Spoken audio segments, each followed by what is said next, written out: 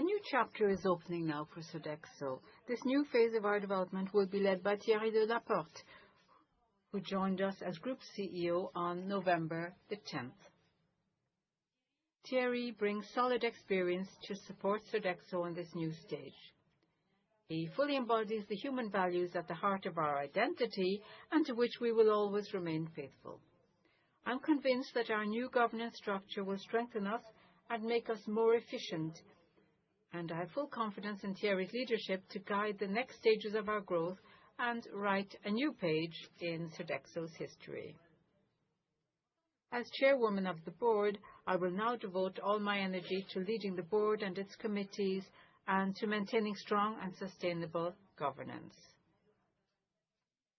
With my family, we remain deeply committed to Sodexo's financial independence and to preserving the long-term vision desired by our father, Pierre Bellon. Our shared ambition will be to sustainably support the group's growth, the margin improvement, and the market share increase, and to strengthen also our positive impact. Before handing over to Sébastien, I'd like to express my sincere and warm thanks to all of our employees. Throughout this year, they've mobilized to support our clients, our consumers, and our partners in an increasingly complex and demanding environment. I see it day after day, and on each of my visits, I see their commitment, their passion, and their spirit of service that are the driving force behind our collective success. I'd also like to thank our clients, our partners around the world, and of course our shareholders for their trust, their support, and their loyalty. As Sodexo approaches its 60th anniversary, it has strong fundamentals. More than ever, we're ready to continue our growth and innovate and keep shaping the future of food services and facilities management. Thank you for your attention.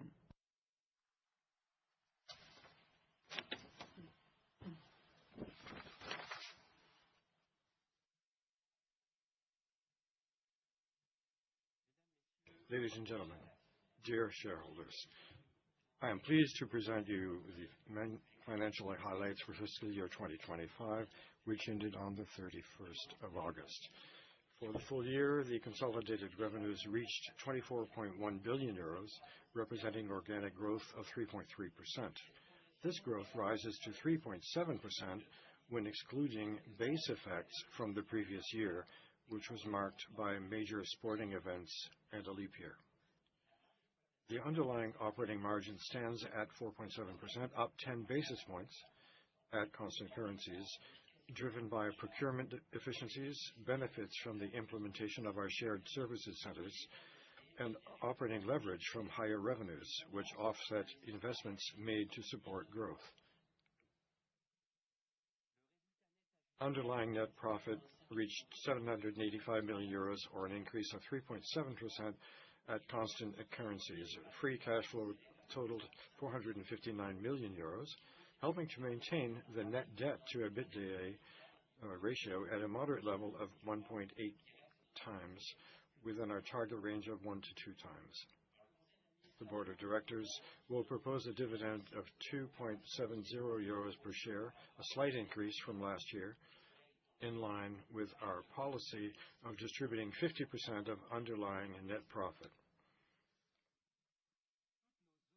All of our geographic regions contributed to the group's growth. North America, representing 46% of group revenues, delivered organic growth of 2.8%, supported by price increases, a strong momentum in Sodexo Live and the corporate segment, but impacted by contract losses in education. In Europe, accounting for 36% of group revenues, saw organic growth of 1.7% or 2.7% when excluding the impact of major sporting events in 2024. As to the rest of the world, which represents 18% of revenues, recorded organic growth of 7.5%, with excellent performance in India, Australia, and Brazil, where we are gaining market share. On margins, in North America, the underlying operating margin was stable at constant currencies, standing at 5.8%. In Europe and the rest of the world, margins increased by 20 basis points at constant currencies, reaching respectively 4.3% and 4.9%. After analyzing the operating performance, let's move on to our financial position and our balance sheet. We continue investing in our strategic priorities. Free cash flow generated was 459 million euros, including an exceptional outflow of around 160 million euros related to the finalization of the Sodexo SA tax audit. Excluding this one-off item, the cash conversion remains very high, standing at 91%. As of 31st of August 2025, the net debt stood at 2.7 billion euros, with a net debt to EBITDA ratio of 1.8x, within our target range of 1 to 2 times. We continued proactive debt management with the early repayment of a 700 million euro bond in April and the issuance of a new $1.1 billion bond in May. These operations extended our average maturity and preserved our financial flexibility. Our balance sheet remains solid, enabling us to keep investing in our strategic priorities while maintaining disciplined capital allocation. In this slide, we are presenting you with our proposal for dividends from 2025, as well as changes in the share price for 2025. The proposed dividend for fiscal 25 is 2.70 euros, with a payout ratio remaining at 50%, as is our usual policy. In addition to the ordinary dividend, 2.65 euros, we paid an extraordinary dividend of 6.24 euros per share, redistributing the entire proceeds from the sale of Sofensod Bellon SA. In fiscal 2025, the share price declined by 36%, while the CAC 40 index rose by 1%. This evolution mainly reflects the drop in March after our guidance revision, followed by an adjustment period through to the end of the year. We naturally understand the questions raised by the current share price level. Our priority remains operational performance and sustainable value creation. This last slide summarizes our fiscal outlook for the upcoming year and our approach to capital allocation. For revenues, we anticipate organic growth between 1.5% and 2.5%, with an operating margin slightly below that of 2025. This reflects our decision to accelerate investments to strengthen the group's foundations, especially our sales forces and systems. Our ambition remains to bring CapEx to around 2.5% of revenues, mainly in order to support client investments, particularly in the most complex contracts, and to continue investing in systems and technologies. We also aim to maintain our financial leverage within a range of 1.2 times EBITDA to ensure a solid balance sheet. Regarding the dividend, we confirm our policy of distributing 50% of underlying net profit. Our M&A strategy remains focused on small and medium-sized transactions, with an average budget of around 300 million euros per year to support our development while maintaining strict financial discipline. In summary, we continue to follow a balanced approach, investing for growth and competitiveness while preserving our financial strength and ensuring regular returns to shareholders.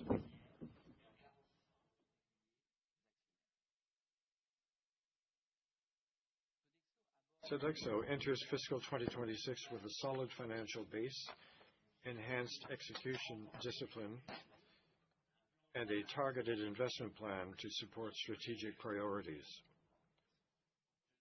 I would like to thank all teams for their commitment and professionalism, and you, shareholders, for your trust. Thank you for your attention.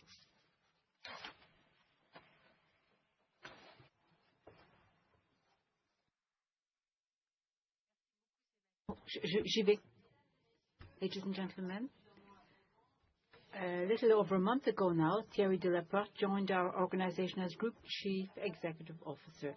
Through numerous meetings with our teams and clients, he's already begun to immerse himself in our culture, our challenges, and our priorities. It is with great pleasure that I invite him to speak for the first time before our assembly. Thank you. Over to you.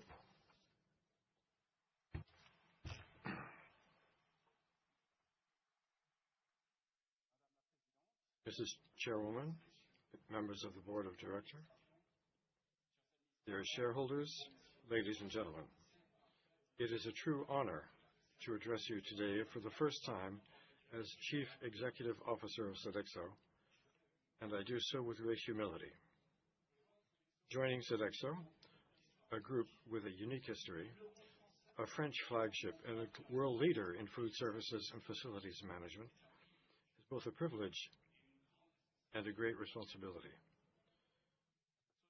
Sodexo is a company whose values and commitments resonate deeply within me. From my very first interactions with the group, I felt their strength. The teams I have met, everywhere I've gone, embody these values. I've spoken with many clients who feel them in every interaction. This is also the legacy of Pierre Bellon, the founder of Sodexo. I would like to acknowledge his human and entrepreneurial vision, which continues to inspire our employees' actions every day. His book, To Serve and to Grow, remains a true compass, serving our clients, helping women and men to grow and contribute positively to society. This legacy guides us. It remains a foundation upon which we will build the future. I warmly thank Sophie Bellon, the Board of Directors, and the Bellon family for their trust. A few words now about my background. I've had the opportunity to live and work in Europe, Asia, Australia, and North America for 14 years. I've worked with high-growth industries where people are at the very heart of priorities. Services, first at Capgemini for more than 20 years, then at Wipro, an Indian digital services group. In these global companies, undergoing major transformation, I learned that performance always relies on three key aspects. First of all, customer obsession. The customer has to be at the very heart of all of our decisions. We correspond to the expectations, innovating at their side. It is by cultivating this proximity that we create value and that we build a relationship of trust over the long haul. Secondly, constant investment in developing our teams, giving them the means to make progress, to commit, and to exceed themselves. This is absolutely indispensable condition for excellence that our customers are expecting from us. And lastly, rigor and discipline, acting in a demanding way, quickly, in a determining fashion, is to transform challenges into performance, and to enroll our performance in the long haul. In each of my travels in the last weeks, in Hong Kong and the US, in Spain, in France, and to Great Britain, I witnessed the same energy, commitment, and pride across our teams and partners. The same pride. Our customers see us as a trusted partner, committed, attentive, and able to create solutions tailored to their needs. I have also witnessed Sodexo's societal impact. We work in one of the most human professions there is, nourishing, supporting, and improving the everyday experience. I'd like to salute as well the transformation and progress made in recent years in an environment marked by profound economic, social, and geopolitical changes. My priority is clear: to enable Sodexo to continue and to amplify its value creation for their shareholders and all stakeholders. My actions will focus on three areas. First, further strengthening our customer focus and accelerating the conquest strategy in any new market. Every decision should start with one question: what value does this bring to our clients? Next, improving our operational efficiency and talent. Our force depends on the quality of our commitment and the commitment of our teams. All customers that I met said the same thing: developing staff is at the heart of our difference in our performance. Lastly, accelerating with determination our operating model to make it ever and ever more adaptable and agile. Sustainable performance of the company then respected by our shareholders. To move forward in this direction, I believe in something very simple: listening to teams, understanding their realities, and acting alongside them. It is within that spirit I wish to emerge myself fully, and I'm going to take over the direct responsibility of North America for a certain amount of time. I have a great ambition for Sodexo because I'm convinced of our potential. We must become the global reference in our field. The path will be demanding, but we have the ability to meet challenges, to anticipate changes in our environment, and to continue to progress time and again. Thank you for your trust. Thank you for your commitment. Let's write together this new chapter in Sodexo's history. Thank you.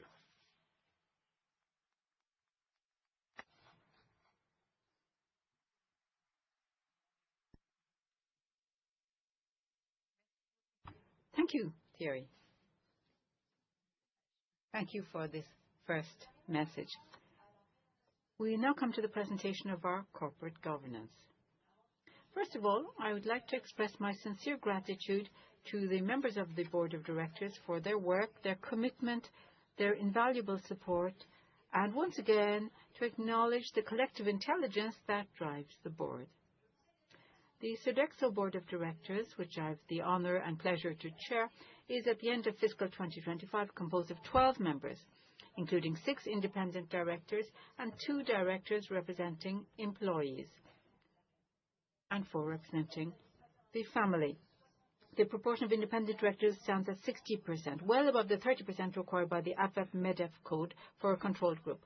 The board's composition reflects the group's values, with gender balance in line with best market practices, an international profile with 4 nationalities represented, and a complementary mix of experience and expertise that enables us to address all the challenges that the group faces.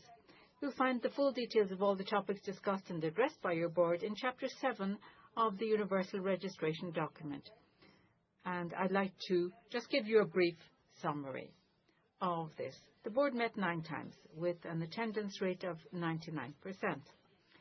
Thank you to our board members. Its work focused in particular on the renewal and selection of directors, my succession plan as Chief Executive Officer, the review and definition of executive compensation policies, the monitoring of the group strategy and reviewing its various activities across all geographical regions and strategic opportunities. Also overseeing the implementation of CSRD reporting, and of course reviewing and approving the financial statements, as well as all matters related to monitoring the group's financial performance. Let me also remind you that in making its decisions, The board relies on the work of its 4 specialized committees, which are responsible for making recommendations, and each committee is chaired by an independent director. During fiscal 2025, the Audit Committee, chaired by Jean-Baptiste Chatillon, notably reviewed the financial statements, monitored the group's financing, established the risk mapping, oversaw the group's non-financial reporting obligations and the implementation of CSRD reporting, and ensured the review of the auditor's independence. The Sustainability Committee, chaired by Véronique Laurie, was created during fiscal 2024. It focused closely on the review of the Better Tomorrow 2025 plan, the implementation of CSRD, and the development of our new sustainability roadmap, which is Better Tomorrow 2028. It also reviewed the Stop Hunger program and the Responsible Purchasing policy. In addition, it held joint meetings with the Audit Committee and the Compensation Committee on cross-functional topics. During the year, and in addition to matters relating to the renewal and appointment of new directors, the Nominating Committee, chaired by Gilles Pélisson, focused in particular on my succession plan and the recruitment of our new Chief Executive Officer. Finally, the Compensation Committee, chaired by Cécile Tandeau de Marsac, focused in particular on defining the compensation policy, reviewing the free share and performance share plans, and confirming the delivery of the 2022 allocation plans. It also played a key role in matters relating to the compensation of executive officers as part of the succession plan and the separation of the roles of chairman of the board and CEO. I will now hand over to Luc Messier, who, as lead independent director during fiscal 2025, will present an overview of his work during the year and the key decisions that have reshaped our governance.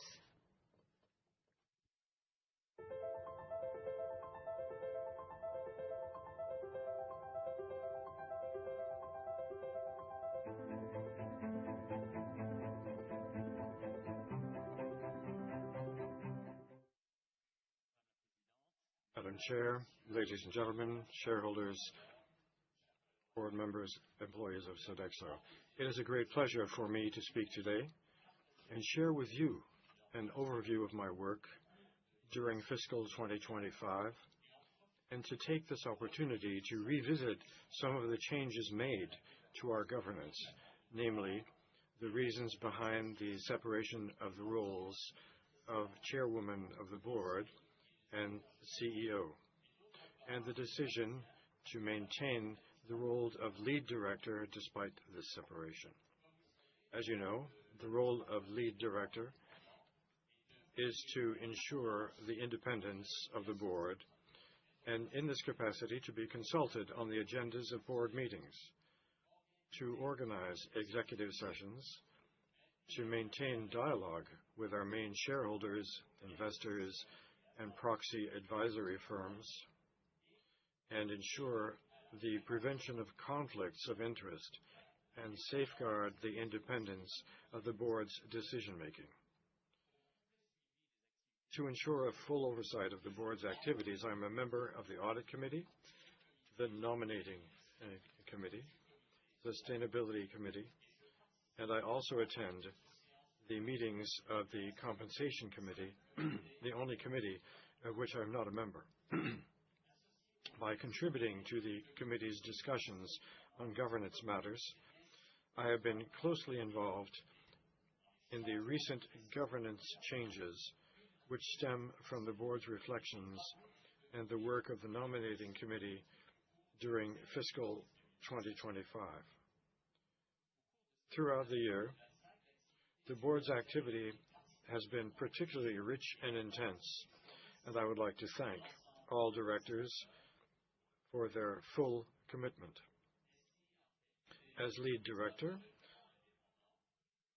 I have monitored the follow-up actions taken based on the board and committee evaluations carried out in 2023 and 2024, which notably led to holding a strategic seminar in the United States organized around workshops, site visits, and expert presentations in developing a training plan for directors covering governance, sustainability, and cybersecurity, including 2 sessions dedicated to sustainability issues and a new internal evaluation of the board and its committee's work. I also organized 3 executive sessions following board meetings, as well as a 4th at the end of the strategic seminar in the United States, part of which was held exclusively amongst independent directors. As your point of reference on governance matters, and as a member of the nominating committee, I'd like to revisit the separation of the roles of chairwoman of the board and CEO, and the recruitment of Thierry Delaporte. The board considered that after the bold structural changes courageously taken by Sophie Bellon in the last years, such as the spin-off of Pluxee and the sale of Sofensod to Bellon SA, the time had come to strengthen Sodexo's leadership for a new phase of growth and development. The recruitment process for the new chief executive officer was led by the nominating committee, chaired by Gilles Pélisson. This process began several months ago and involved all members of the committee: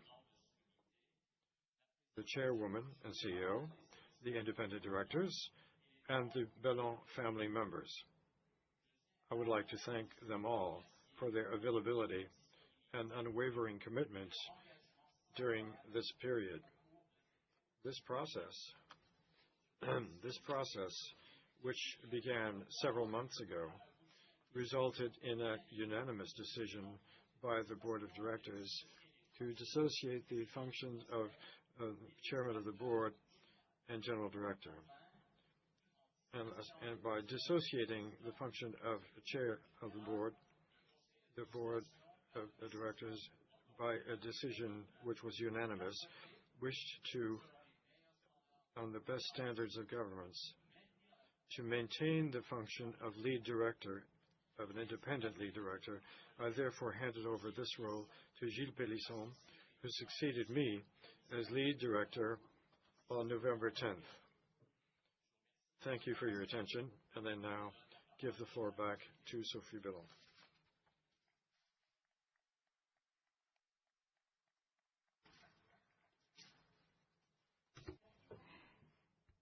Thank you, Luc. Ladies and gentlemen, dear shareholders, on my own behalf and on behalf of the board, I'd like to thank Luc for his valuable and essential contribution to Sodexo's governance as independent lead director since March 2022. Luc, thank you very much. Now, as is our custom, I invite you to welcome Cécile Tandeau de Marsac so she may present you with a summary of the Compensation Committee's work.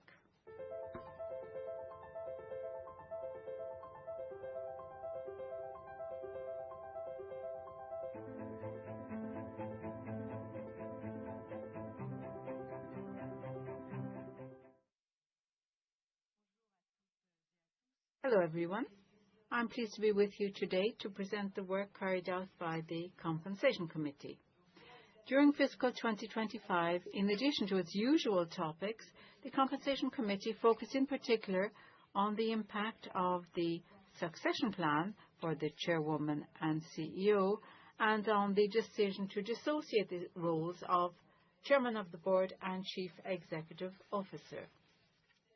This year, 6 resolutions relating to the compensation of corporate officers are being submitted for your approval. For each one, I'll briefly review its components and focus also on highlighting the proposed changes, which, as you will see, largely stem from the dissociation of roles.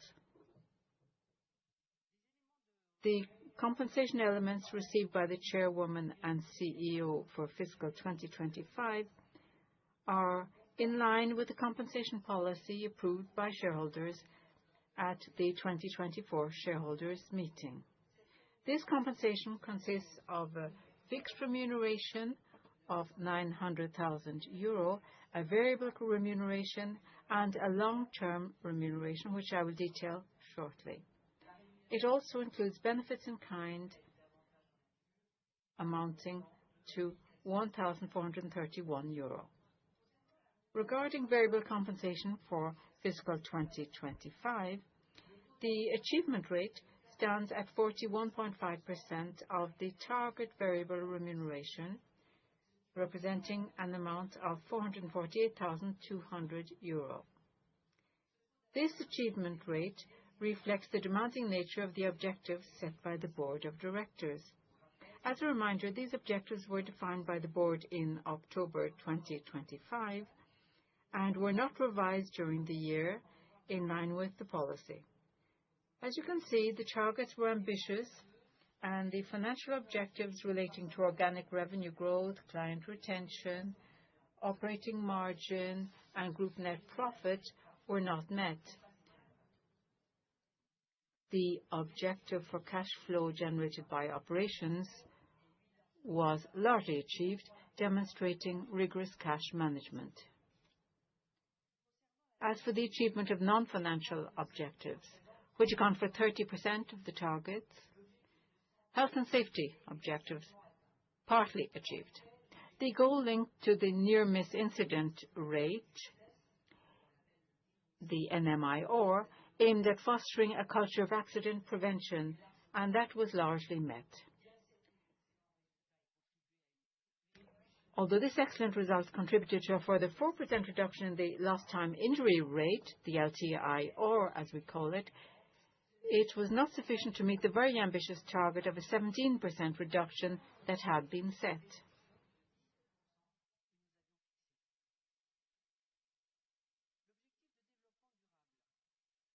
The sustainability objective, achieved as measured by the deployment of the internal food waste monitoring program WasteWatch.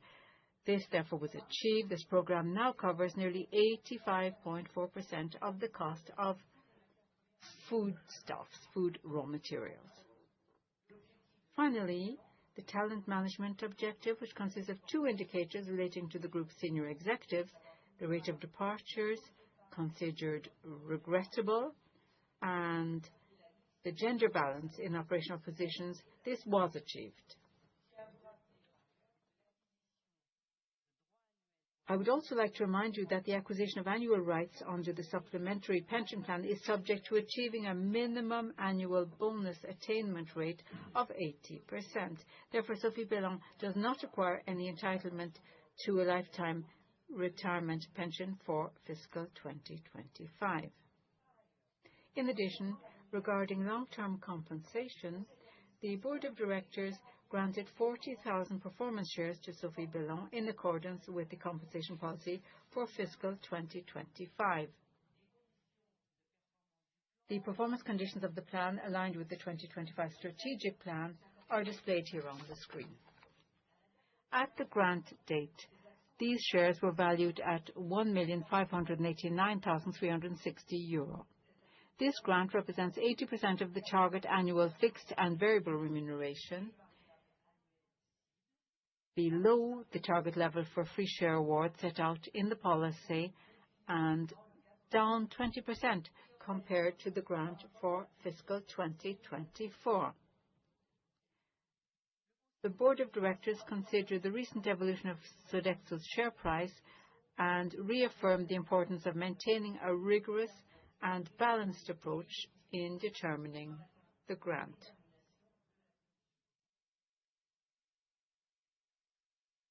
The compensation policy for corporate officers for fiscal 2026 is consistent with the 2025 policy. It's a continuum, aiming to strike a balance between short-term and long-term performance. The compensation policy applicable to Sophie Bellon is divided into two periods, from September the 1st to November the 9th inclusive. Sophie Bellon served as chairwoman and CEO. Then she became non-executive chairwoman of the board on November 10th, 2025. Similarly, the compensation policy applicable to Thierry Delaporte is divided into two periods, from his appointment on November the 10th and following this shareholders period. That's the shareholders meeting. That's the second period. So regarding the compensation policy applicable to the chairwoman and CEO from September the 1st to November the 9th, 2025 inclusive, the policy remains unchanged from the previous compensation policy approved at the shareholders meeting on December 17th, 2024. It will apply on a pro rata basis.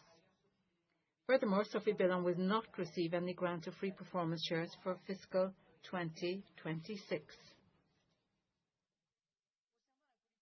Regarding the compensation policy applicable to the non-executive chairwoman, it reverts to the policy that Sophie Bellon received 4 years ago, that is before she assumed the role of Chief Executive Officer, namely an annual fixed remuneration of €675,000, which will be paid on a pro rata basis. This amount was in fact the same as what Sophie Bellon had received since 2018, no variable remuneration or grant of free performance shares, coverage under the welfare and health insurance plans, and a company car.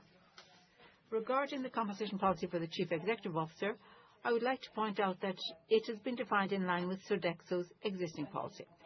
The peer groups used to determine the CEO's compensation policy have remained unchanged. The annual variable component equals 120% of fixed remuneration when targets are met and can reach up to 170% in the event of outperformance or overperformance. That's been our policy since last year. As for fixed remuneration, for the period from November the 10th to December the 15th, the fixed remuneration remains at €900,000. No change, and subject to approval at today's shareholders meeting, will increase to €1,150,000, with these amounts applied on a pro rata basis. Ultimately, the CEO's overall compensation, consisting of fixed remuneration and annual variable remuneration and the grant of performance shares, is largely based on variable components subject to demanding performance conditions. The fixed portion of the remuneration thus represents only 23% of the target package and 17% in the case of outperformance. The amount of this remuneration falls between the median and the upper quartile of the peer groups, in line with Sodexo's positioning within these panels. Regarding the objectives for annual variable remuneration, the client retention objective has been replaced by the criterion of net sales growth in order to better capture the dynamics and the overall commercial performance. The health and safety criterion has also evolved in favor of more mature indicators. The total recordable case rate, the TRCR, replaces the lost time incident rate, LTIR, and the number of safety visits carried out and recorded replaces the near-miss incident ratio. To take into account the change in governance and this transitional year, a qualitative criterion representing 20% of the non-financial objectives has been introduced. The Board of Directors will thus have the flexibility to assess Thierry Delaporte's strategic choices in all their dimensions, in particular regarding the turnaround of the North America region, investor communication, managerial transition, and the effectiveness of implementing Sodexo's operational strategy in line with the group's strategic pillars through 2028. Regarding the other compensation elements, Thierry Delaporte will receive sums that will remain unchanged. They'll consist of at least the elements will remain unchanged. The sums will consist of the grant of free performance shares with acquisition measured over 3 years and subject to the achievement of performance conditions, a supplementary pension plan, collective welfare and health insurance plans, and a benefit in kind, which is in fact a company car. It should be noted that no sign-on or relocation allowance was paid upon Thierry Delport's appointment as Chief Executive Officer.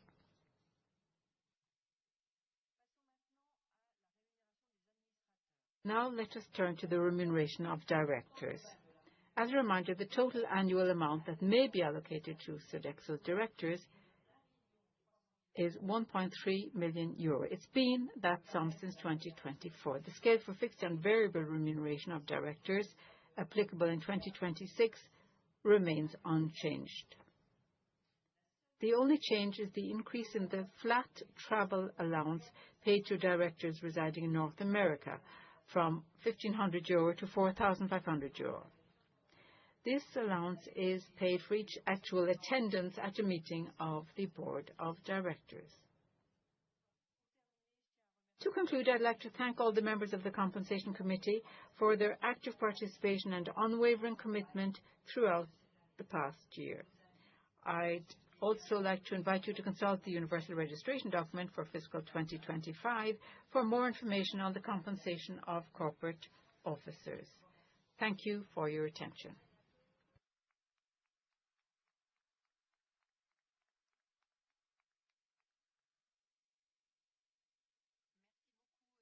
Thank you, Cécile. Ladies and gentlemen, before we continue, and because they will step down from their roles as directors at the end of this annual shareholders meeting, I'd like to warmly thank, on behalf of the board and myself, a couple of people. Firstly, Cécile Tandeau de Marsac for her unwavering commitment and invaluable contributions over 9 years of service. Dear Cécile, you've successfully taken on the roles of chairwoman of the Nominating Committee and chair of the Compensation Committee at a decisive time for the group. A group and a team that you helped guide through the COVID crisis and through its transformation also, notably with the spin-off of Pluxee. Your sound advice and energy were critical at these key moments. And this year again, you remained fully engaged until the very end. Thank you. Round of applause. I'd also like to thank Véronique Laurie, who couldn't join us today, but who has served as a director for 6 years and as chairwoman of the Sustainability Committee since its creation in 2024. Dear Véronique, your work in setting up this committee and reviewing all the CSRD-related matters has been outstanding, as has your broader contribution to the board's work. I'd like to express my heartfelt thanks. Round of applause. Thank you. At this annual shareholders meeting, we're proposing the appointment of 2 new directors. Geneviève Biche, they're with us here today, by the way, Geneviève Biche and Françoise Colpron, whom I warmly thank for joining us. Let's watch a short introduction video of Geneviève Biche. Madame la Présidente, Mesdames, Messieurs les actionnaires, chères administratrices, chers administrateurs, chères collaboratrices, chers collaborateurs. Je vous remercie de m'offrir l'occasion de me présenter à vous et de témoigner de mon enthousiasme à l'idée de me joindre à votre conseil en tant qu'administratrice. Permettez-moi tout d'abord de me présenter brièvement. Je suis de nationalité canadienne, diplômée en psychologie de l'Université McGill et en droit de l'Université de Montréal. Je suis membre du Barreau du Québec ainsi que de l'Ordre des conseillers en ressources humaines agréés du Québec. J'ai débuté ma carrière chez Bell Canada, une entreprise de télécommunications où j'ai œuvré pendant près de 20 ans et occupé pendant presque 10 ans des fonctions de vice-présidente en charge des relations industrielles et des ressources humaines, avant d'être directement rattachée au cabinet du président et directeur général. J'ai ensuite exercé le leadership de la fonction ressources humaines au sein du groupe Dynamite, qui évolue dans le secteur de la mode, puis de la société EMIA, dans la loyauté et l'analyse de données à des fins marketing, 2 entreprises internationales. Je me suis jointe à l'équipe de Metro Inc. en janvier 2013 à titre de vice-présidente ressources humaines et membre du comité de direction. Metro Inc. est un leader canadien du commerce de détail qui compte près de 1000 magasins d'alimentation et 640 pharmacies sur le territoire, mais surtout un collectif de près de 100 000 personnes. Je suis par ailleurs membre du conseil d'administration d'Hydro-Québec, une société d'État québécoise responsable de la production, du transport et de la distribution de l'électricité au Québec et de son exportation hors frontières. Je préside le comité des ressources humaines du conseil d'administration et suis membre du comité de gouvernance et de l'expérience client. Mesdames, Messieurs, vous l'aurez compris au travers de mon parcours, je suis profondément animée par l'humain. Une entreprise, c'est avant tout un groupe de personnes. Si elles sont compétentes, y compris en termes de leadership, motivées, qu'elles travaillent ensemble en étant axées sur les objectifs de l'entreprise, il n'y a pas de limite, tout particulièrement dans un monde en transformation. Et c'est dans cet esprit que je souhaite m'investir à vos côtés au sein du conseil de Sodexo. En me joignant à votre conseil, je serai déterminée à contribuer au renforcement d'une culture d'entreprise déjà forte qui permettra à Sodexo de rencontrer et de dépasser ses objectifs d'affaires. Ces dernières semaines, j'ai eu la chance de rencontrer des équipes passionnées sur certains sites, des équipes animées par des valeurs et une mission fondamentale. Je vous le confirme, je suis impatiente de m'engager à vos côtés. Vous pourrez compter sur moi pour participer activement aux travaux du Conseil et œuvrer sans relâche pour assurer la croissance responsable de Sodexo. Je vous remercie.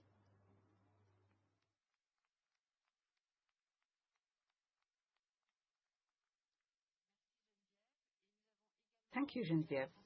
We've also asked Françoise to introduce herself, and here is her video. Madame la Présidente, Mesdames, Messieurs les actionnaires, chers administrateurs, chers collaborateurs, chères collaboratrices, je suis très fière et très heureuse de vous présenter aujourd'hui ma candidature pour ce mandat d'administratrice au sein du Conseil de Sodexo. Pour me présenter en quelques mots, j'ai des origines familiales diverses, moitié canadienne, moitié péruvienne et américaine par alliance. Je suis diplômée en droit civil de l'Université de Montréal et membre du barreau du Québec. J'ai débuté ma carrière en tant qu'avocate chez Ogilvy Renault à Montréal, puis pendant 2 ans à Hong Kong en tant que directrice juridique chez un client du cabinet. J'ai ensuite rejoint Valeo en 1998 où j'ai occupé plusieurs postes, d'abord à Paris au sein du département juridique, puis en tant que directrice juridique pour l'Amérique du Nord et du Sud, basée à Détroit. Puis pendant près de 15 ans, jusqu'en 2022, j'ai exercé en tant que présidente de l'Amérique du Nord, en charge de l'ensemble des activités du groupe Valeo, aux États-Unis, au Mexique et au Canada. À ce poste, j'ai dû faire face à différents challenges. Qu'il s'agisse de la crise économique de 2009, de la mutation du secteur automobile vers la conduite autonome et l'électrification, ou des multiples enjeux liés à la crise du Covid, en m'assurant à chaque instant d'établir des relations solides avec toutes nos parties prenantes, dont nos clients, nos collaborateurs et les communautés locales. Je suis actuellement membre des conseils d'administration et de comité de 2 sociétés cotées américaines, que sont Sealed Air et Veralto, et de la société canadienne Celestica. J'ai par ailleurs été dans le passé membre du conseil d'administration d'Alstom, ainsi que de plusieurs organismes à but non lucratif, dont l'Association des équipementiers automobiles américains. Mesdames, Messieurs, de ce parcours, vous retiendrez, je l'espère, mon expérience internationale, ayant vécu et travaillé en Amérique du Nord et du Sud, en Europe, en Asie et en Afrique, ainsi que ma connaissance approfondie du marché nord-américain. Vous l'aurez compris également, je suis profondément animée par les enjeux d'innovation et d'excellence opérationnelle. Et je suis très attachée à valoriser ce que chaque individu apporte au collectif. Je suis convaincue que la diversité d'opinions favorise la créativité, permet le partage des connaissances et améliore in fine la performance des entreprises. Je suis très honorée de l'opportunité qui m'est offerte de rejoindre le conseil d'administration de Sodexo, un groupe au cœur du quotidien de ses clients et des consommateurs, un groupe qui s'est construit sur des valeurs fondatrices fortes et profondément humaines. Aussi, à ce moment clé pour votre groupe, Soyez assurés que je saurai apporter aux travaux du Conseil mon dynamisme et mon haut niveau d'exigence professionnelle, ma vision stratégique ainsi que mon expertise en matière de transformation et de développement d'entreprise. Je vous remercie.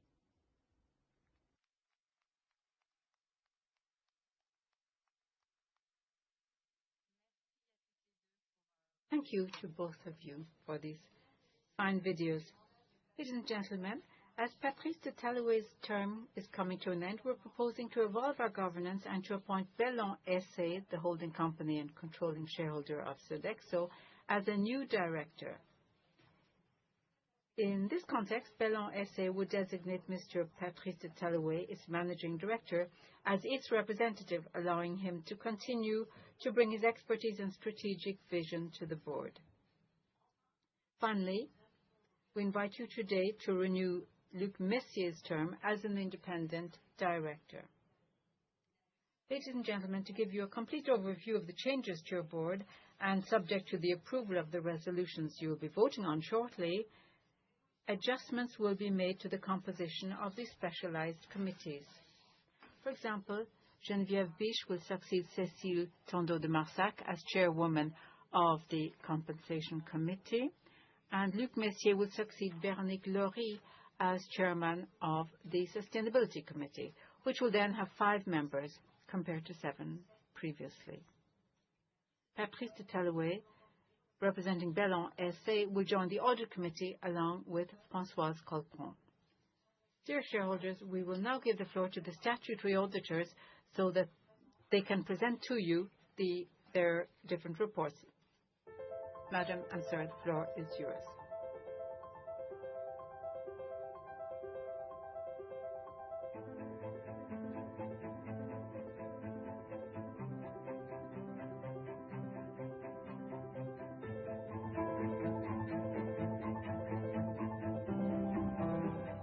She's a woman. On behalf of the group of statutory auditors, Ernst & Young and KPMG, I'm pleased to report our engagement and the reports we issued for fiscal 2025. We have issued several reports, and in keeping with the practice of this meeting, I propose not to read them in full, but to provide you with a summary. Our report on the consolidated financial statements and our report on the annual financial statements have been made available to you as part of the shareholders meeting and appear on pages 245 to 248 and 267 to 270 of the Universal Registration Document, respectively. Our work aims to provide reasonable assurance that the financial statements are free of material misstatements, comply with the applicable accounting standards, and that give a true and fair view of the consolidated financial statements of the assets and liabilities of the group's company's operations for the year that ended. We carried out our work in accordance with the professional standards applicable in France. At the end of our engagement, we presented our conclusions to the Finance Department, the Audit Committee, and the Board of Directors of your company. In summary, we issue an unqualified opinion on Sodexo's annual and consolidated financial statements for fiscal 2025. Our reports on the annual and consolidated financial statements highlight the key audit matters. For the consolidated financial statements, the key audit matters are measurement of the recoverable amount of goodwill and tax risks. For the annual financial statements, the key audit matter is the valuation of equity investments. Our reports on the financial statements include, for each of these key audit matters, a description of the risks identified and the response we provided. Our reports on the financial statements also include the description of certain risks and the responses that we provided. Our reports on the financial statements also included the conclusions of certain verifications provided by law, required by law, which we performed on information contained in the management report, notably in its section on corporate governance. We have summarized the nature and scope of these specific verifications in the table currently displayed on screen. In summary, we have no particular comments to make following these specific verifications. I now propose that we move on to our special report on related parties agreements, which appears on page 271 of the Universal Registration Document. No new agreement has been submitted for approval by this shareholders' meeting. Our report refers to the management support and services agreement between your company and Bellon SA, which was already approved by the shareholders' meeting in previous years. The amount recorded as an expense for fiscal 2025 amounts to 4.6 million euros, excluding taxes. Finally, as part of the extraordinary portion of the shareholders' meeting, we have issued 4 special reports concerning resolutions that may have an impact on your company's share capital. Our conclusions are as follows. On the 15th resolution, we have no comments to make on the methods used to determine the issue price of the equity securities to be issued, as provided in the Board of Directors report. As the final conditions under which the issuance would be carried out have not yet been determined, we do not express an opinion on them. On the 17th resolution, we have no matters to report as to the information provided in the Board of Directors report relating to the proposed free allocation of shares. On the 18th resolution, we have no comments to make on the methods used to determine the issue price of the equity securities to be issued, as provided in the Board of Directors report. As the final conditions under which issuance would be carried out have not yet been determined, we do not express an opinion on them and consequently on the proposed cancellation of preferential subscription rights. On the 19th resolution, we have no matters to report as to terms and conditions of the proposed reduction in capital.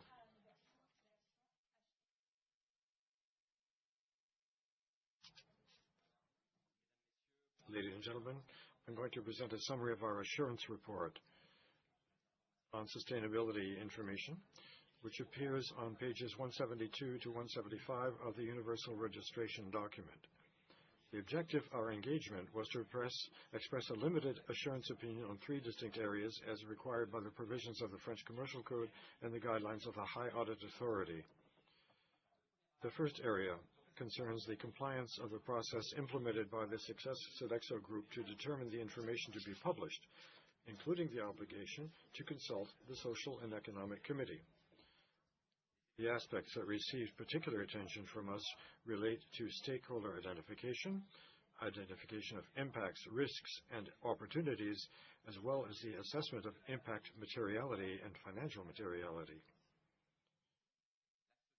The second area addresses compliance with the ESRS standards and the French Commercial Code for sustainability information presented in the group's management report. In this context, the aspects that receive particular attention relate to information published under climate change ESRS E1 standard and under social standards and workforce information under ESRS S1 standard.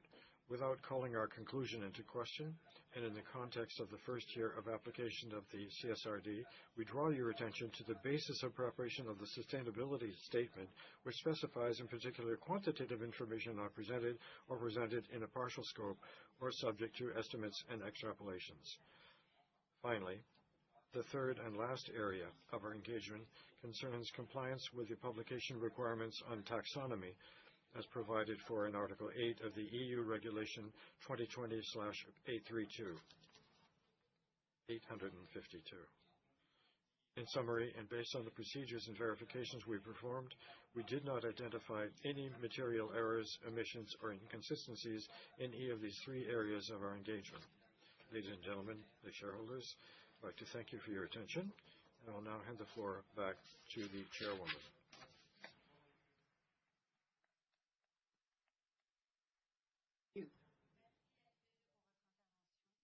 Thank you to both of you for your presentation. Dear shareholders, before we move on to the Q&A session, I suggest that Florence Négrel should present the resolutions that we'll be submitting to you for the poll.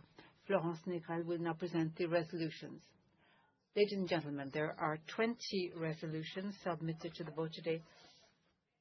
15 as ordinary resolutions and 5 as extraordinary resolutions. Through the first 2 resolutions as ordinary resolutions, we propose that you approve Sodexo's statutory and consolidated financial statements for fiscal 2025, showing respectively a net profit of 777 million euro and a consolidated net profit attributable to the group of 695 million euro. Under the third resolution, as an ordinary resolution, we propose that you approve the allocation of earnings and set the dividend at €2.70 per share for fiscal 2025. This dividend will be paid on December the 23rd, 2025. In accordance with the bylaws, a 10% increase on the ordinary dividend will be granted for shares registered in nominative form for at least 4 years as of the payment date. Under resolutions 4 to 7, as ordinary resolutions, we propose the appointment of 3 new directors for a term of 3 years. That is Bellon SA, represented by Patrice de Talouette, Geneviève Biche, and Françoise Colpron, as well as the renewal of Luc Messier's directorship, also for 3 years. Under the 8th and 9th resolutions, as ordinary resolutions, we propose that you approve the compensation components paid or awarded to the Chairwoman and CEO for fiscal 2025, and approve the information relating to the compensation of corporate officers as provided for in Article L22-10-9-1 of the French Commercial Code. These components were presented by Cécile Tandeau de Marsac, Chairwoman of the Compensation Committee, and are included in the 2025 Universal Registration document.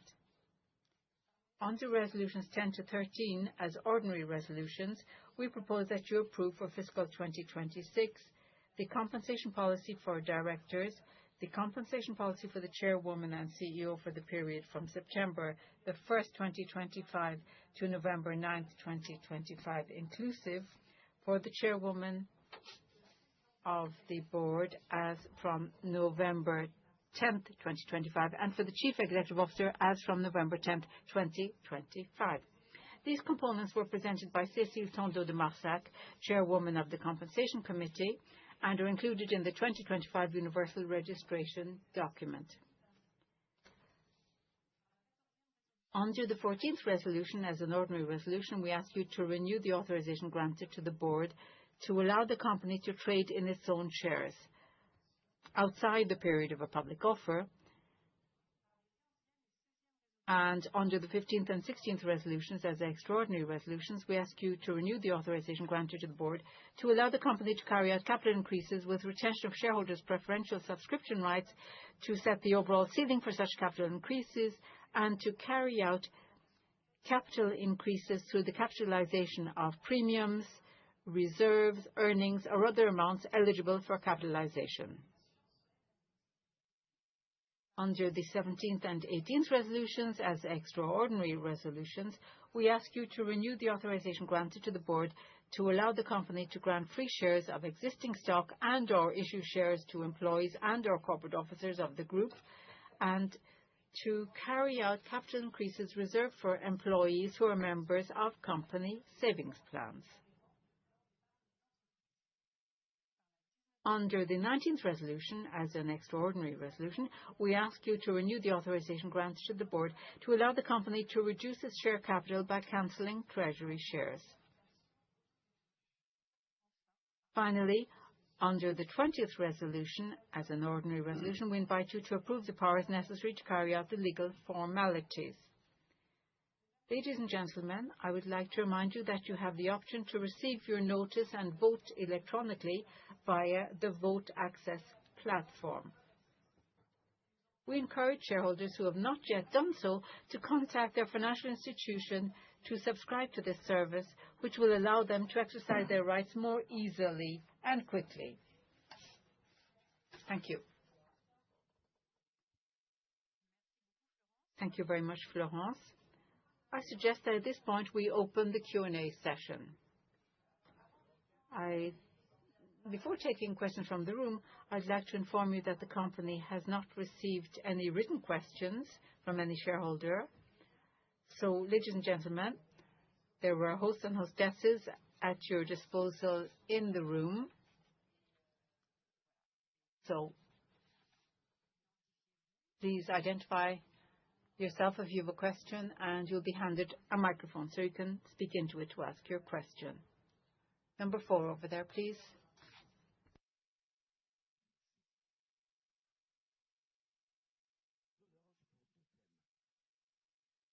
On 2 topics. The first will have to do with the location in North America of Sodexo.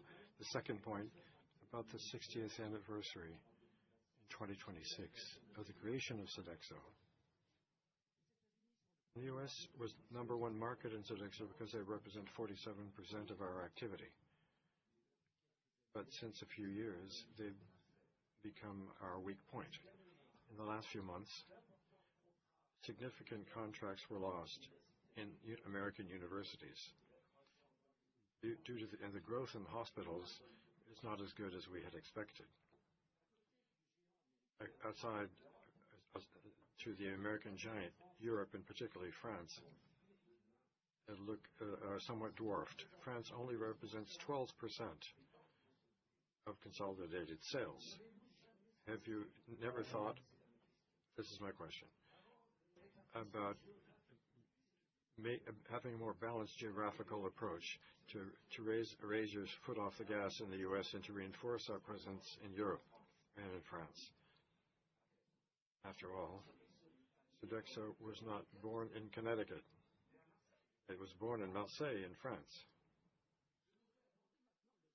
I would like to bring up the second topic, the 60th birthday or anniversary of the foundation of Sodexo.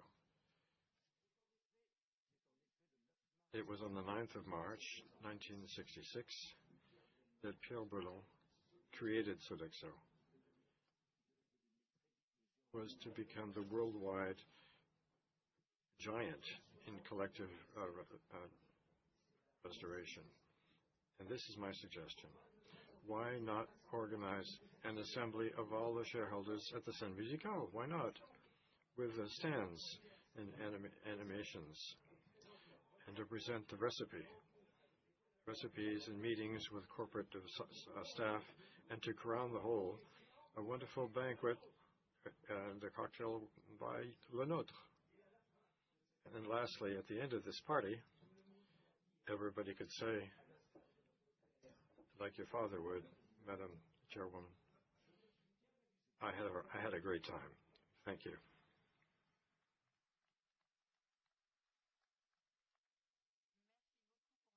Thank you for your question. Thank you very much for your question. I'll let Thierry answer the first question. I'll answer the second one. Yes, sir. Thank you so much for your question about the strategic choice of deployment of our activities in development throughout the world.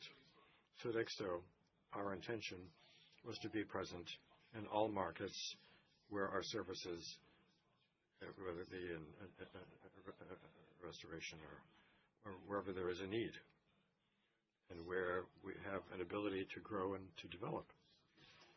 Sodexo is a leader, an undisputed leader in France that you spoke about, but it's also a huge leader in the United States. There are 2 big markets, and we have the ability to orient our growth to these 2 markets, in particular. The American market is the biggest world market these days, and we're one of the leaders. We're very strong in the United States, and there's no reason to be afraid of continuing our development in the U.S. As to the French market, it's obviously an essential and fundamental and historical market for us, in which we have a good growth and more potential for development is still there, and that we will continue to invest in.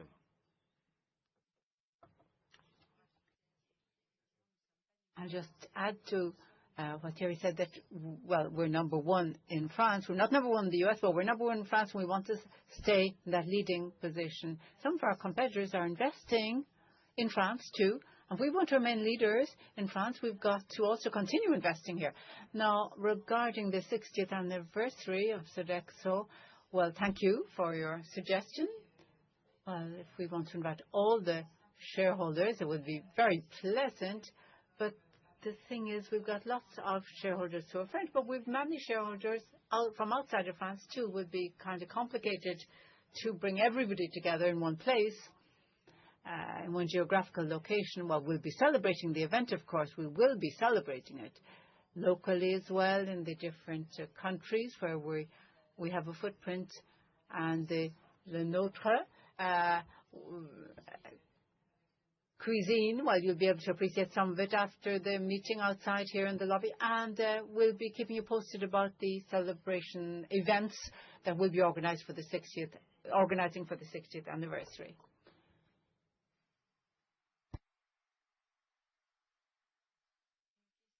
There's a question over there towards my left, number 1, I think.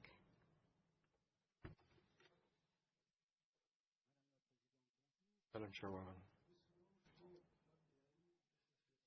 API, the Association for the Heritage of Individuals. I have an observation and 5 short questions. First of all, congratulations of having made it possible for students who are present here today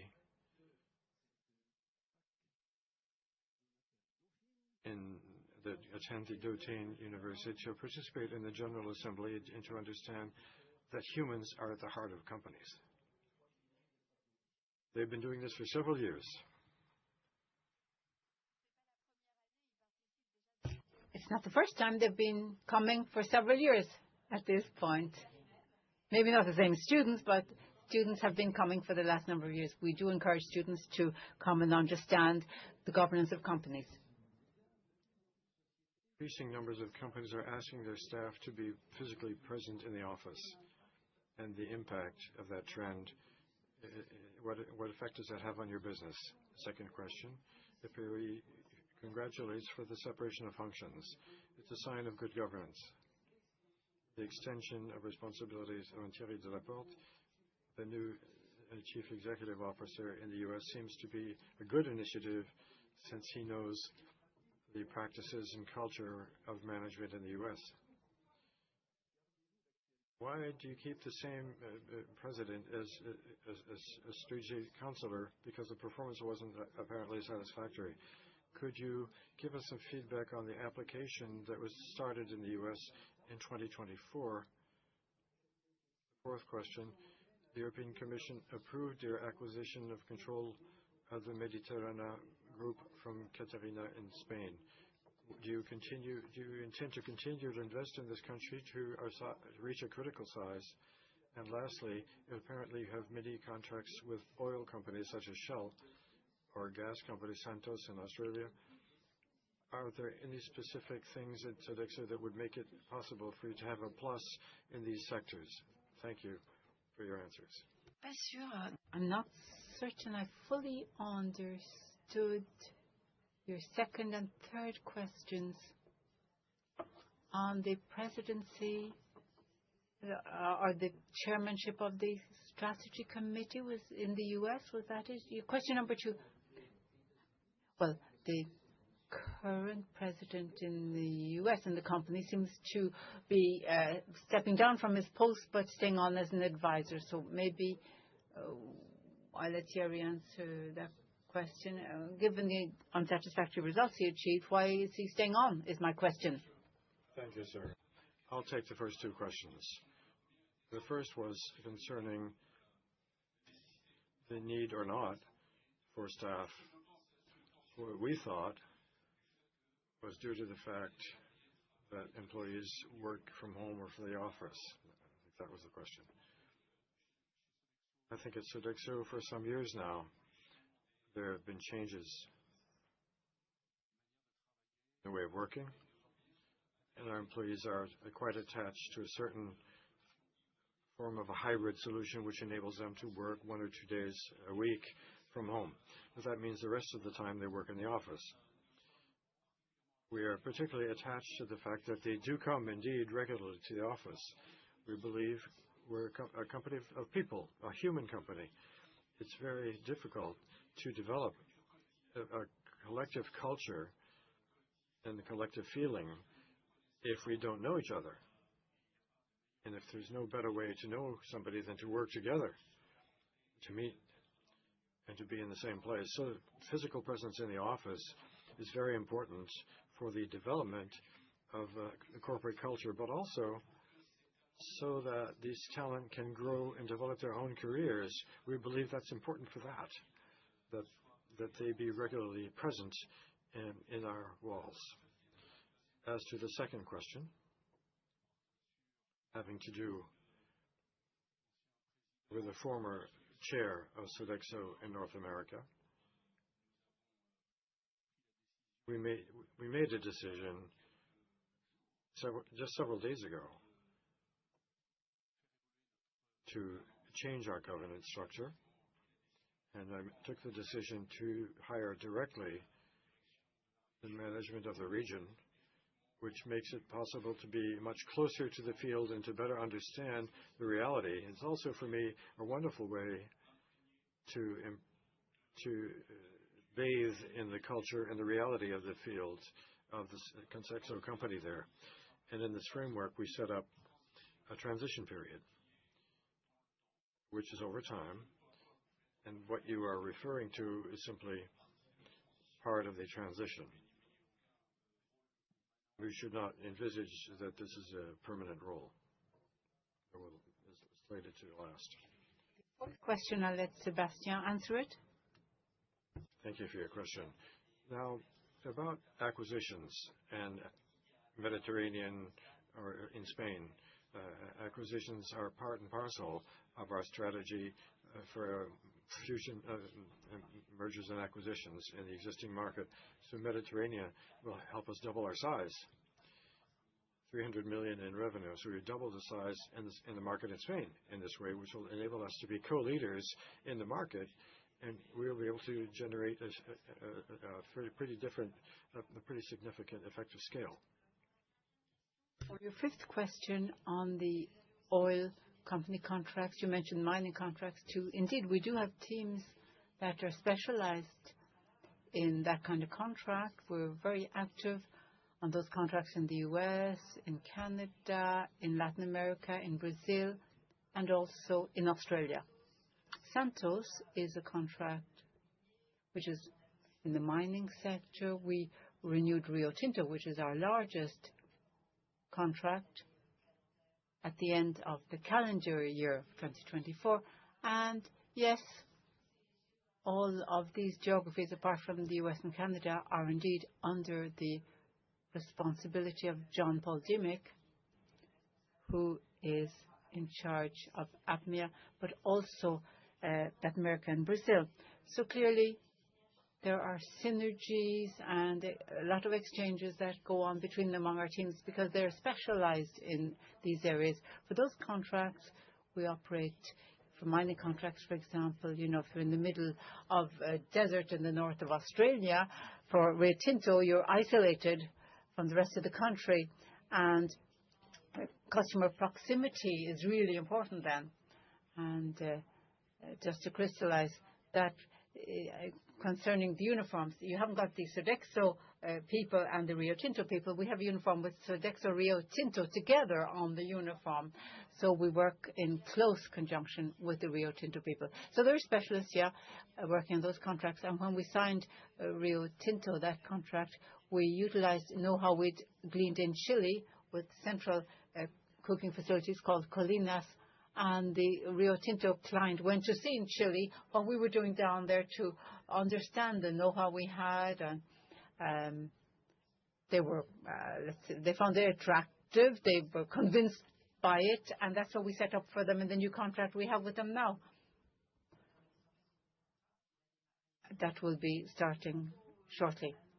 And regarding our oil company clients, we have a very large client in the United States, Chevron. We've grown the business with them, and in the last year, we're big with Shell too. We're present with Total in France, but Thierry thinks we should continue developing our business with Total in the rest of the world too. As we're a French company and in the world of upheavals, it would be great if we could be supportive of each other.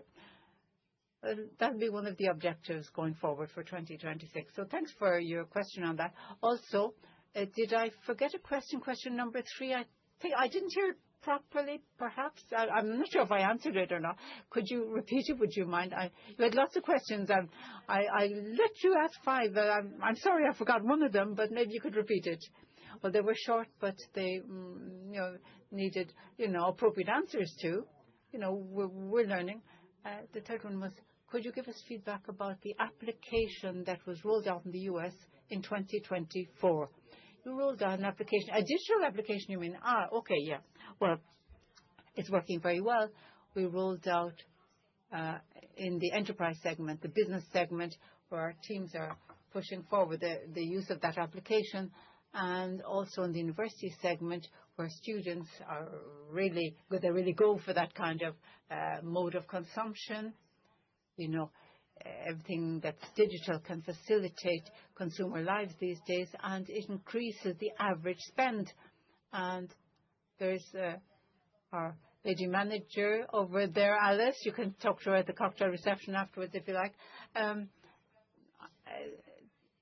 The figure I showed you is not just the US, but it's driven by the US. In 2022, we had 1.2 million consumers directly interacting with our digital ecosystem. Now, there are 6 million.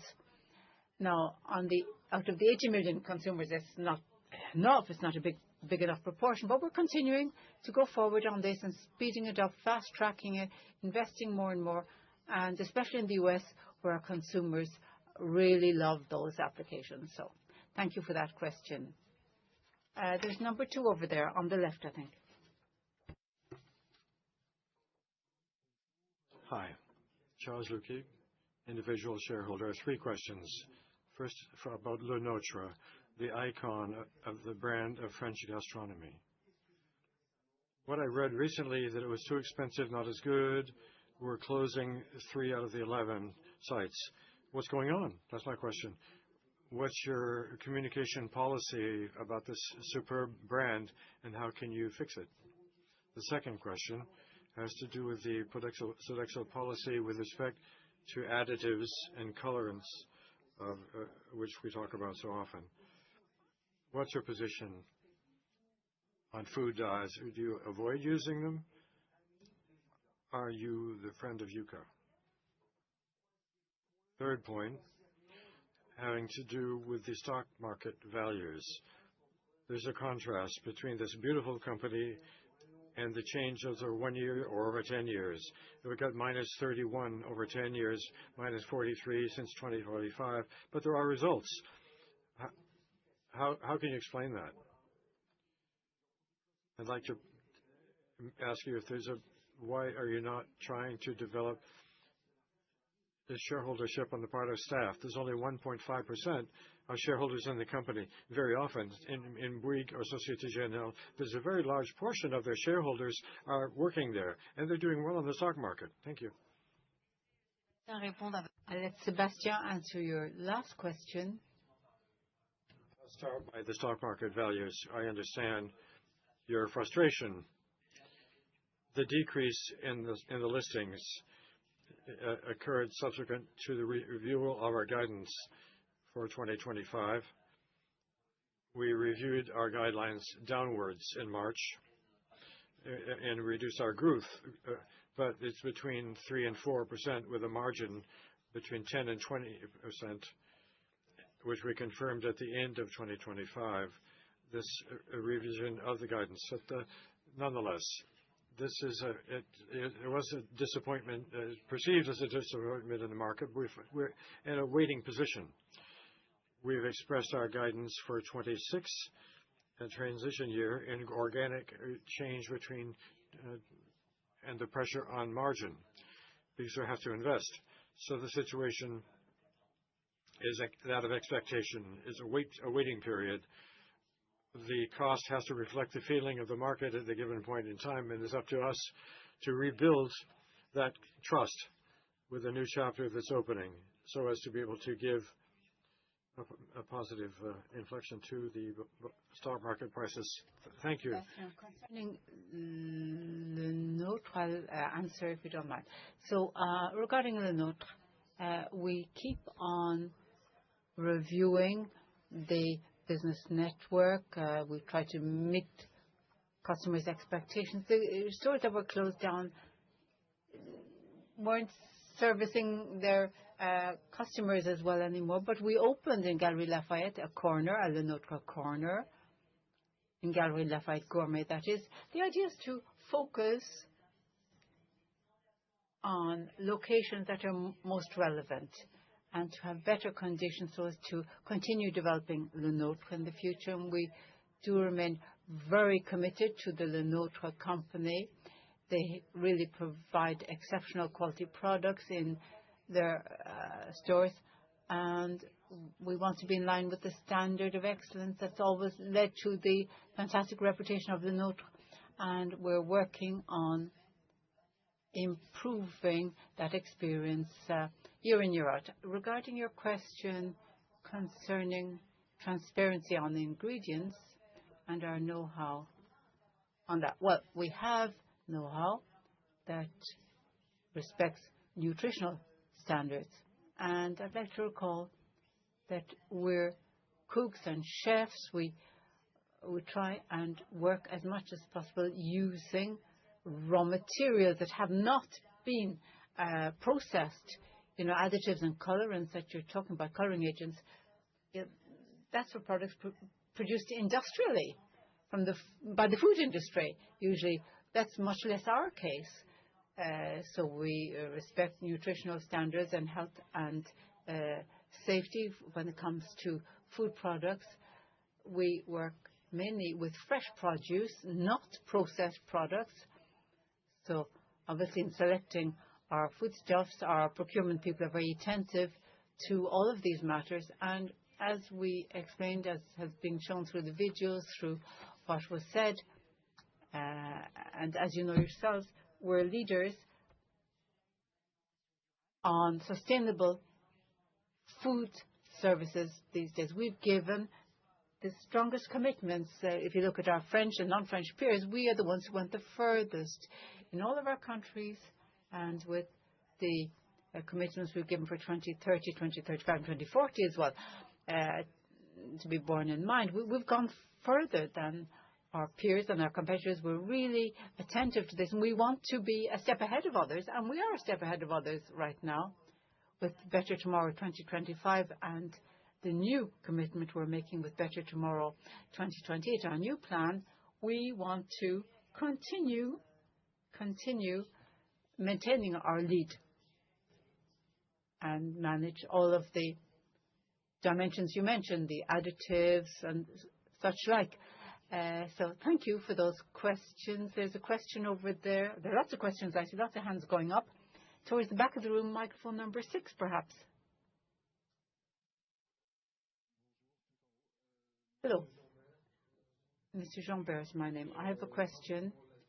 Well, firstly, well done on dissociating the posts of chairperson and CEO. You still have a contract between Bellon SA and Sodexo to provide services. I think last year was 5.1 million euro. Now it's 4.6 million euro. Why has that contract gone down? And could the members of the board look at that? Does this service contract need to exist? Because the company Bellon SA, I think, receives dividends, 167 million in the previous fiscal year, I think. So what's the advantage of having that agreement with that company? Secondly, on long-term incentives and long-term remuneration, the only place I see variable compensation indexed to potential development of the stock price is there's just one place. So it should be more, I think, because for us as shareholders, it's a really important criterion. And what I see in the TSR is that you have a panel and you give a list of the companies in the panel. Well done on that. Sophie, well, I'll answer on this service agreement between ourselves and Bellon. I say they're a shareholder to the tune of 43.8% of Sodexo. They have 58.8% of voting rights. And this agreement bolsters the structure and the leadership role of Bellon SA. this leadership role that consists of defining jointly the long-term strategic guidelines for Sodexo. And the variation in the amount, as you mentioned, I won't go into the mathematical details, but there are people who work for Bellon, I say, that are cross-charged billed to Sodexo, and it depends on the salary of those persons. So it's normal for it to vary from one year to the next. Then the second question was about the LTI, yeah, and the TSR portion and the importance of the stock price. Yeah, but the indexing is using a TSR with the benchmark of peers in our industry or similar industries. And I think the percentage is already 30%, if I'm not mistaken. So it's already quite a large percentage. And we chose that relative weight because we did benchmarking with what's done in other companies. And it's a fairly conventional way of doing things, actually. So thank you for those questions. There is another question. I think it's microphone number 1 down there. We'll just take 1 or 2 more questions if you don't mind, because we're going to have to move on. And well, maybe number 4 over there. The gentleman towards the middle, microphone number 4, I think. It was 1 and 4, I think. This gentleman's right in the middle, so microphone number 4 first. In the food, any risk is big, whether it be bacteria or salmonella or hysteria or whatever, or some kind of the new virus. And the portage is a matter of health. On the other hand, you have the rupture of the cold chain. What are the processes that you use to make sure that you won't have a gastroenteritis vehicling and a lot of industries have had problems with contamination.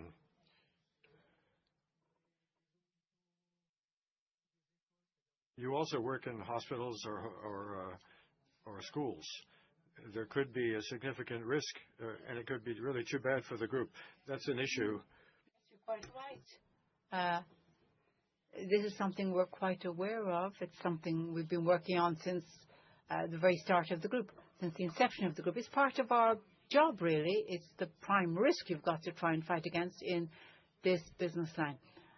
So what do? We train our people for a start. We train them, retrain them, reskill them, and refresh skill them, and so on. And that's really in the center stage of our priorities. We've got protocols for what we produce because it might be a cold chain, it might be a site in a hospital, it might be in the company. It's not quite the same mode of production. So we've got protocols each time, very strict ones that must be adhered to depending on the sector, depending on the activities we have in each site, the type of site. It isn't, there's a whole set of protocols as a function of the typology of the site. So as to make sure that we abide by all those protocols, we do regular audits in our restaurants, but also on the side of our suppliers, because we've got quite a lot of purchasing power, and we work closely with our suppliers, and we try and work hand in hand with them and keep them over time. We're long-term partners for our suppliers, and we try to, therefore, make sure they make the commitments we want them to make and that we make ourselves so that we can trust their protocols. So that's really in the forefront of what we do. It requires training, it requires management, overseeing their teams, that their direct reports are doing the right thing, and we do conduct these audits as well. And the whole time we keep on challenging ourselves. And if there is a problem, we immediately escalate it to group level, and I can tell you that the slightest problem is escalated in the space of the day, on the same day. And we have a whole protocol set up to understand what's happened and to use this as a learning experience. Maybe just a small problem, but we still have to learn from it and make sure it doesn't happen again. The percentages Oh, it's tiny. Gastroenteritis, it's a virus, and it's very difficult. I mean, we start identifying there's a problem if in a site there are several cases or a very serious case, but gastroenteritis doesn't come from what we produce. It can be in the air around us. It can be kind of just maybe at the cocktail. There are viruses all over the place these days. So, we can't measure it like that. We've got to measure the number of cases reported on a site. And then sometimes there may be cases, but it may not be due to our activities at all. So then we do an investigation, but it doesn't happen every day. 18 million of meals served per day is pretty reassuring. We don't have this problem often. Is there a last question? Have we exhausted your questions? There's a question over there at microphone number 1, perhaps. No? Is that all then? No more questions? There is a gentleman there who wants to ask a question, I think, towards the middle. If he could be given a microphone. Microphone number 5. One last question then. And we've got to vote on the resolutions and then go to the cocktail in that order. Otherwise, there won't be any cocktail if we don't vote on the resolutions. Thank you, Mrs. Chairwoman. I have a question. Sodexo is a proximity group, a local group, providing local restoration. You spoke about an application deployed essentially in the U.S., apparently. I would like to know a bit more about your ambitions in digitalization or digital services. Why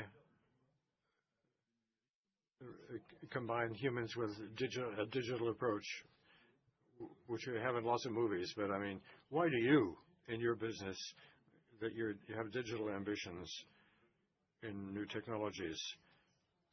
Thank you for that question, kind of projecting us into the future. Firstly, a smiley will never replace a real smile. That is a conviction I have myself that I think is defended by many people, by all of our employees anyway. And yes, of course, we have an application, but we also have people in a restaurant, in a company, in a hospital, doing the job. And if we use connected tools, it's to bolster the links we have between the consumers and our teams, so it's an augmented experience for the consumer. But if you want to use the tool, you can use it. If you don't want to use it, you don't have to use it, in other words. You can continue interacting directly with our staff members. And a few weeks ago, there was a major forum, Adopt AI, at the Grand Palais, and people tended to say, look, AI is going to be used. How many people are you going to make redundant? No, that's not the issue. We've got 426,000 people right now. We're not going to make anybody redundant.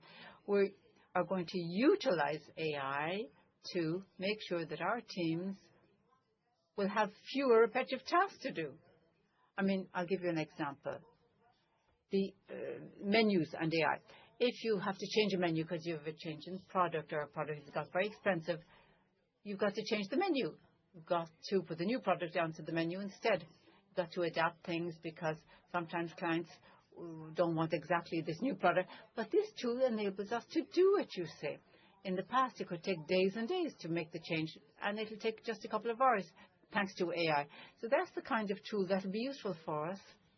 And we have our foresight tool, as we call it, so we can identify with our clients the population that will come to dine at a certain point in time. And the people on site using the tool, instead of spending hours and trying to anticipate, it's a Friday, so how many people will come and dine, or Monday and Wednesday, how many will we plan for? We use all the data that have been entered into the tool, and they will realize upfront how many people they should be prepared for. When they use this tool, they realize it's very reliable. And the time that they will save, they don't have to do forecasting much. They will spend that time then with their teams, talking to the clients, when the meals are being served to see if the consumers are satisfied and so on. So it'll free up time for them to do more higher value activities.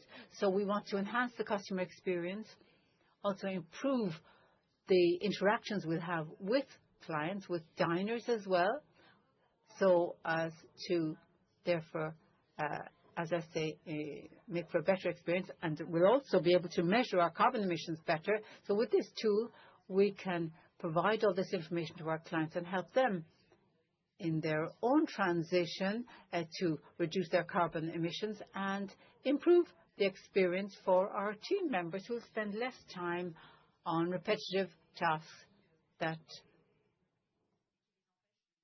prevent them from focusing on the consumer experience. I hope that's an answer to your question. It was a very good question, though. It's indeed a very exciting topic for the future. You can go and talk to Alice. Lots of people who want to see her during the cocktail. She's the lady expert on this subject, Alice. So I think that rounds off our Q&A session. Thank you for all of your questions. I suggest we should close this Q&A session at this point, and the team in charge of shareholder relations is available, as they are throughout the year, of course, to answer your questions. And we've got many of our senior managers with us, lots of the French teams, the procurement manager, HR manager, communication manager, lady manager for France. So we've got many of our senior managers here with you that you can chat to as well. And I'll give the floor now to Florence Negrel to vote upon the resolutions.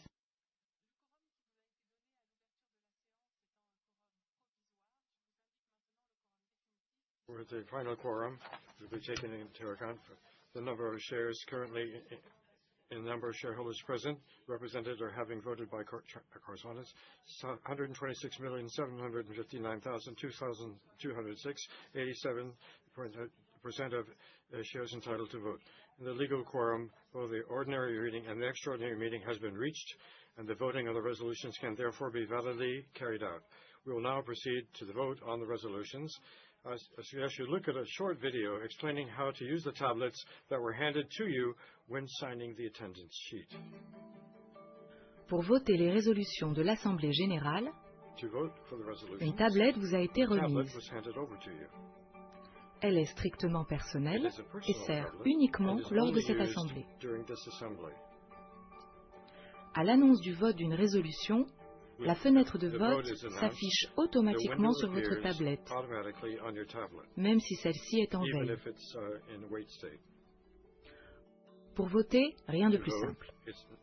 Appuyez sur le bouton correspondant à votre choix. Pour, abstention ou contre. Appuyez sur OK pour valider votre choix avant la clôture du vote. Une fois votre vote validé, vous ne pouvez plus le modifier. Merci de bien vouloir restituer votre tablette en sortie de salle.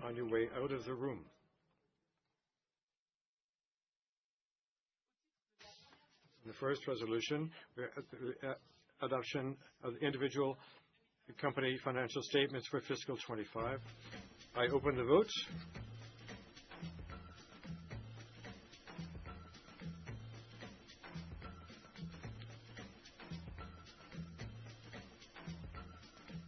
Vote is closed.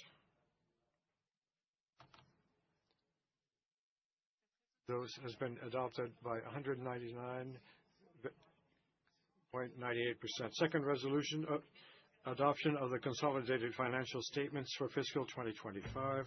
The vote is, I open the vote.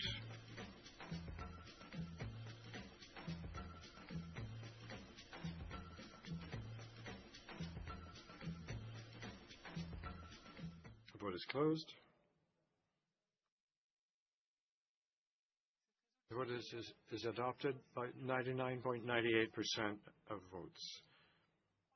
Third resolution, appropriation of net income for fiscal 2025, determination of the dividend amount and payment date. The vote is, I open the vote.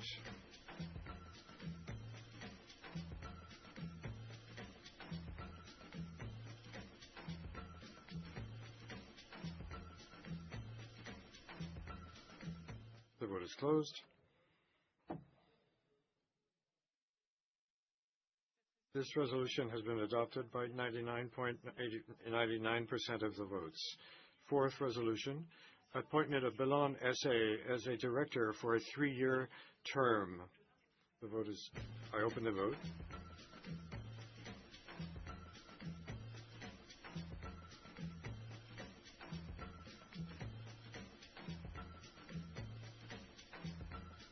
The vote is closed. This is adopted by 82.54%. Fifth resolution, appointment of Geneviève Biche as director for a 3-year term.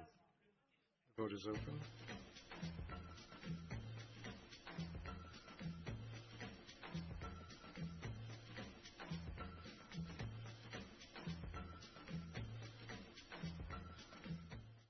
The vote is closed. The resolution has been adopted by 99.97% of the votes. Sixth resolution, appointment of Françoise Copron as director for a 3-year term. I open the vote.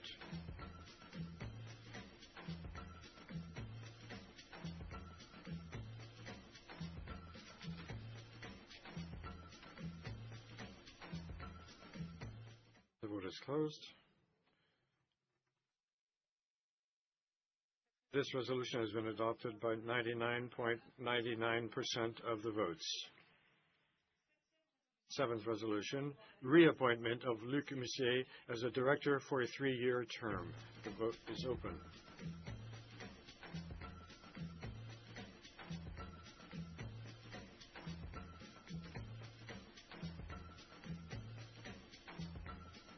The vote is closed.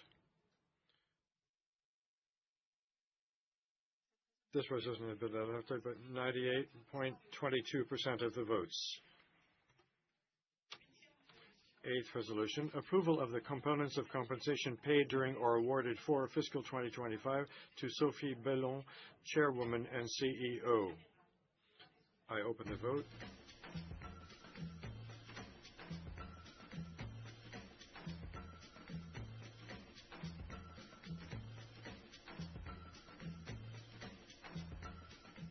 The vote is closed.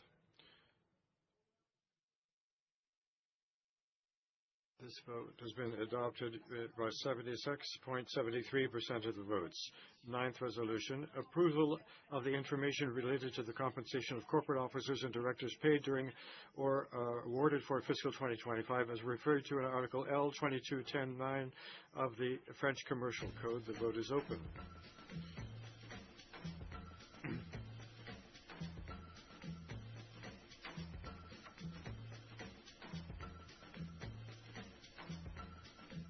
The vote is closed. This resolution has been adopted at 99 of the votes. 10th resolution, approval of the compensation policy applicable to the directors. The vote is open.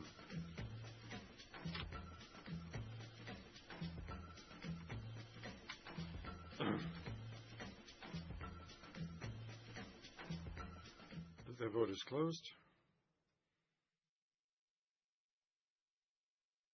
This resolution has been adopted by 99.71% of the votes. 11th resolution, approval of the compensation policy applicable to the Chairwoman and CEO for the period from September 1, 2025 to November 9, 2025. The vote is open.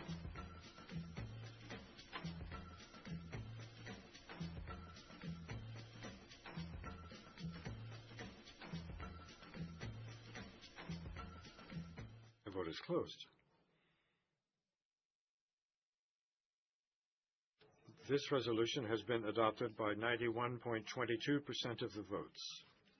12th resolution, approval of the compensation policy applicable to the Chairwoman of the Board of Directors as from November 10th, 2025.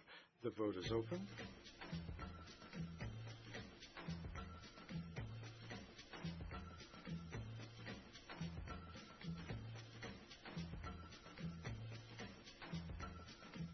The vote is closed. This resolution has been adopted by 88.65% of the votes. 13th resolution, approval of the compensation policy applicable to the Chief Executive Officer from 10 November 2025. The vote is open.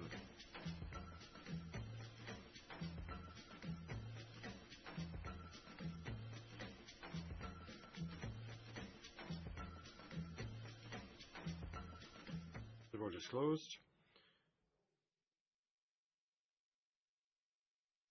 This resolution has been adopted by 97.72% of the votes. 14th resolution, authorization for the Board of Directors to purchase shares of the company. The vote is open.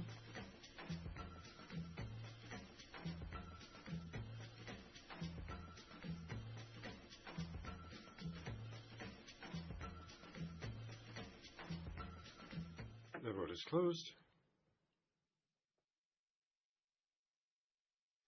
This resolution has been adopted by 99.74% of the votes. 15th, delegation of powers to the Board of Directors to increase the company's share capital with preferential subscription rights for existing shareholders by issuing ordinary shares and/or other securities carrying immediate or deferred rights to the company's capital. The vote is open.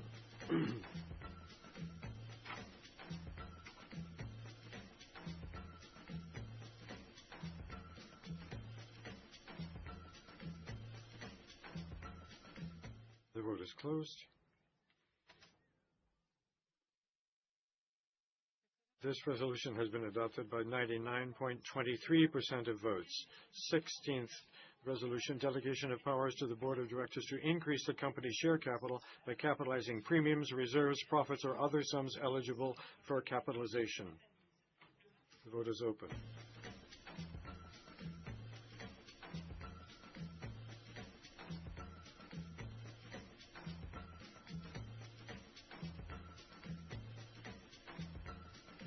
The vote is closed. This resolution has been adopted by 99.74% of the votes. 17th resolution, authorization for the Board of Directors to grant existing and/or newly issued restricted shares to all or certain employees and/or corporate officers in the group with automatic waiver by shareholders of their preferential subscription rights. The vote is open.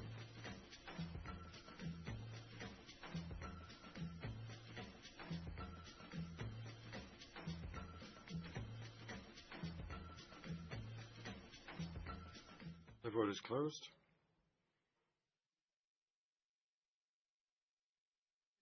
This resolution has been adopted by 98.46% of the votes.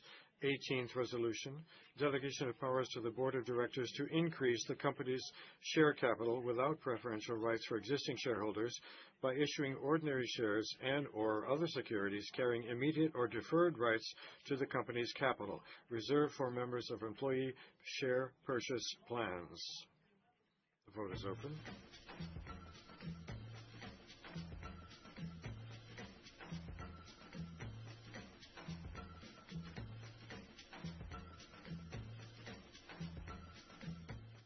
The vote is closed.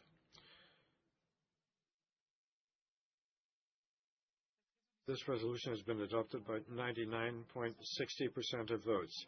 19th resolution, authorization for the Board of Directors to reduce the company's share capital by canceling treasury shares. The vote is open.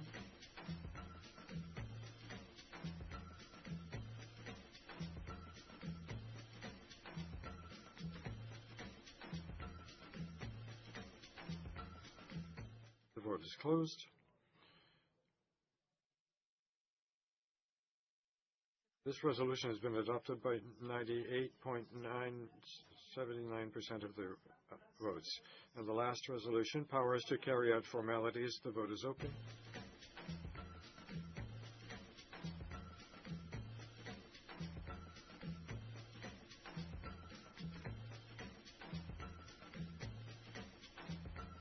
The vote is closed.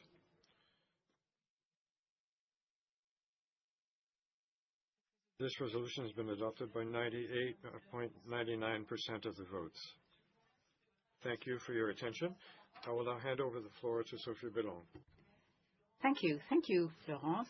Ladies and gentlemen, thank you for placing your trust in your board of directors through these resolutions. We shall now adjourn this session, and thank you for attending, and I would invite the shareholders with us here in the room in Paris to move towards the cocktail prepared by Le Nôtre. So we'll meet at the cocktail reception in a very short while. Thank you.